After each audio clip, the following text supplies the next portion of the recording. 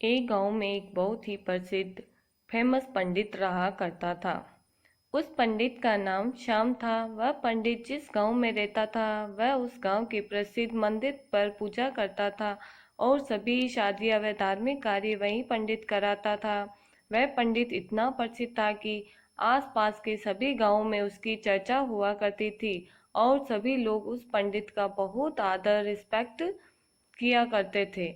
श्याम पंडित इतने प्रसिद्ध थे कि सभी लोग उन्हीं से अपना धार्मिक कार्य कराने के लिए दूर दूर गांव से बुलाया करते और अच्छा दान दिया करते थे।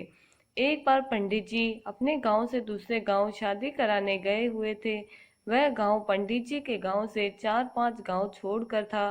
पंडित जी जब शादी कराने के बाद वहां से लौट रहे थे तो उन्हें एक बकरी भेंट यानी कि गिफ्ट स्वरूप दी गई। जब पंडित जी बकरी को लेकर लौट रहे थे तो वह पैदल पैदल अपने रास्ते बकरी को लेकर धीरे धीरे आ रहे थे, क्योंकि उनका गांव 4 गांव के बाद था।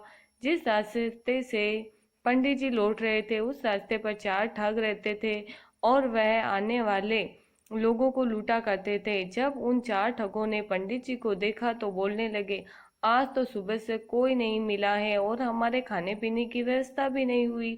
चलो आज पंडित जी को ही लूट लेते हैं, इनसे ये बकरी चुरा लेते हैं। लेकिन उनमें से एक ठग बोलता है, अगर पंडित जी को मारा पीटा तो सारे गांव वाले हमें छोड़ेंगे नहीं और हमें बहुत पाप लगेगा।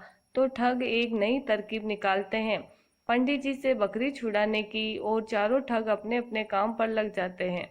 पंडित जी जब पहले गांव पहुंचने वाले होते हैं तो वहां पहला ठग उन्हें मिलता है, जो एक साधारण व्यक्ति की तरह पंडित जी से राम राम करता है और उनके पैर पड़ने के लिए झुकता है, लेकिन रुक जाता है और पंडित जी से बोलता है, पंडित जी आप तो बहुत प्रसिद्ध पंडित हैं और लोग आपकी बहुत इज्जत करते हैं, लेकिन आप इस गधे के साथ क्या कर रहे हैं? तो पंडित जी गुस्सा हो जाते हैं और बोलते हैं, अरे मूर्ख, ये गधा नहीं है, ये बकरी है, बकरी। लेकिन ये ठग उसने कहता है कि ये बकरी नहीं, ये तो गधा है। पंडित जी आपको किसी ने बेवकूफ बना दिया। तो पंडित जी फिर गुस्से से कहते हैं कि तू ही मूर्ख है, ये बकरी है न कि गधा। और यह बोलकर पंडित जी आगे चल पड़े। लेकिन पंडित जी के दिमाग में इस अनोखी घटना ने एक हल्का सा भ्रम यानी कि डाउट डाल दिया और वह आगे निकल गए। धीरे धीरे पंडित जी आगे बढ़ रहे थे और वह दूसरे गांव पहुंचने ही वाले थे कि उन्हें वहां दूसरा ठग मिला, जो कि बिल्कुल साधारण व्यक्ति की तरह वहां खड़ा था और पंडित जी से राम राम करता है और उनके पैर पड़ने के लिए झुकता है, लेकिन वह रुक जाता है। पंडित जी पूछते हैं, क्या हुआ, रुक क्यों गए? तो वह बोलता है, पंडित जी आप इस गधे को साथ लेकर क्यों घूम रहे हो? इससे आप खंडित हो जाओगे और लोग आपके बारे में क्या सोचेंगे?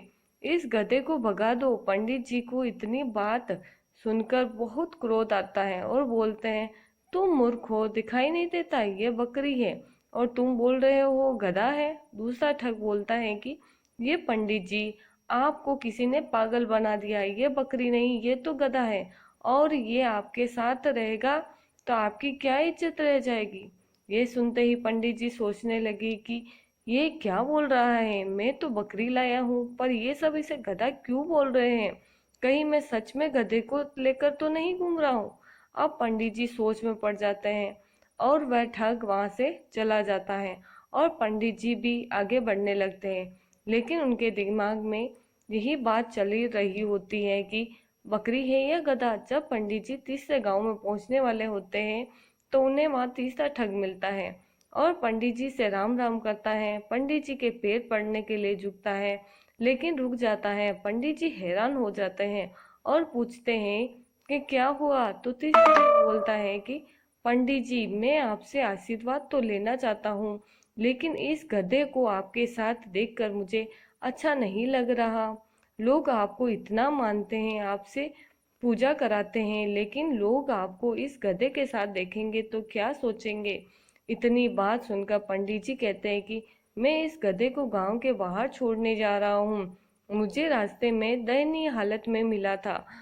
और पंडित जी वहां से निकल जाते हैं। कुछ लोगों की बातों में आकर पंडित जी का विश्वास खुद से उठ जाता है। उन्हें लगता है कि लोग सही बोल रहे हैं और मैं गलत हूँ, लेकिन फिर सोचते हैं कि मैं सही हूँ। इसी तरह उनका विश्वास खुद पर से गिरने लगता है और सोचते हैं कि मैं अपने गांव पहुंचने वाला हूँ। अगर ये बकरी नहीं हुई और गधा हुआ तो लोग मेरे बारे में क्या सोचेंगे। यही सोचते सोचते पंडित जी चौथे गांव पहुंचने वाले होते हैं कि उन्हें चौथा ठग मिलता है और पंडित जी से राम राम करता है और पेट पड़ने के लिए झुकता है, लेकिन रुक जाता है। तो पंडित जी पूछते हैं क्या हुआ, तो वह ठग पंडित जी से बोलता है, पंडित जी बाकी सब तो ठीक है, आप इस गधे को साथ में लेकर क्यों घूम रहे हो। तो पंडित जी कहते हैं कि मैं इस गधे को गांव के बाहर छोड़ने वाला था। तो वह ठग बोलता है कि पंडित जी ये गधा आपको शोभा नहीं देता, लोग क्या सोचेंगे आपके साथ ये गधा देखकर, आप इसे मुझे दे दीजिए, मैं इसे बाहर छोड़ आऊंगा। तो पंडित जी अपने आप पर विश्वास खो देते हैं और उस बकरी को गधा समझकर उस ठग को दे देते हैं और अपनी बकरी को छोड़कर आ जाते हैं। और उन चारों ठगों की यह तरकीब काम कर जाती है और वह पंडित जी से बकरी छुड़ा लेते हैं और उसे बेचकर पैसा कमा लेते हैं। इसी तरह हमारे आसपास भी हमारा रास्ता भटकाने के लिए बहुत सारे ठग जरूर मिलेंगे जो हमारा रास्ता भटकाना चाहते हैं।